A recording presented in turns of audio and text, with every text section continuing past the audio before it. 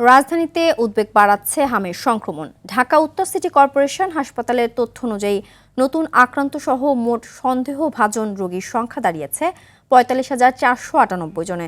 বর্তমানে হাসপাতালে চিকিৎসাধীন আছেন ৪০৯ জন রোগী। আজ নতুন করে ভর্তি হয়েছেন ১০৭ জন।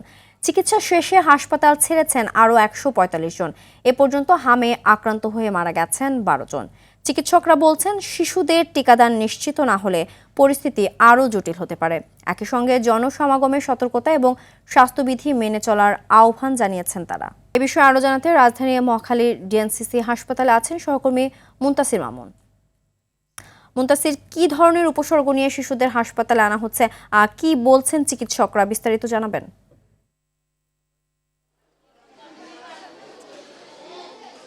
যেমনটি বলছিলেন সিনথিয়া, যে আসলে রাজধানীর ডিএনসিসি হাসপাতালগুলোতে কিন্তু আসলে রোগীর সংখ্যা বেড়েই চলেছে এবং গত ২৪ ঘন্টায় কিন্তু আসলে আমরা জানতে পেরেছি যে ১২ জন মারা গিয়েছে। পাশাপাশি যদি একটু জানিয়ে রাখতে চাই যে আসলে এই যে ডিএনসিসি হাসপাতাল, এখানে কিন্তু বর্তমানে ভর্তি আছেন ৪০৯ জন রোগী এবং নতুন করে, অর্থাৎ আজকে কিন্তু নতুন করে ভর্তি হয়েছেন ১০৭ জন এবং চিকিৎসা শেষে হাসপাতাল ছেড়েছেন ১৪৫ জন।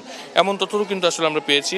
যদি আপনাকে একটু জানিয়ে রাখতে চাই যে আসলে আক্রান্ত সহ সন্দেহভাজন এবং রোগীর সংখ্যা দাঁড়িয়েছে সর্বমোট ৪৫,৪৯৮ জনে।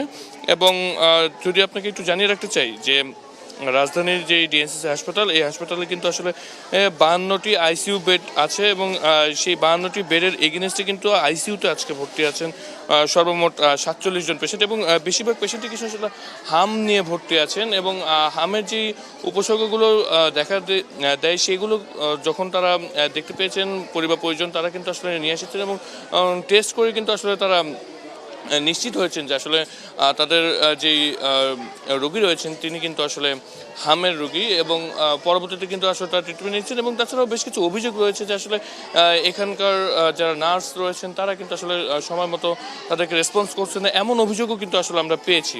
তো এই ছিল আসলে আমার কাছে ডিএনসিসি হাসপাতাল থেকে সর্বশেষ তথ্যাদি। সিনথিয়া, ধন্যবাদ।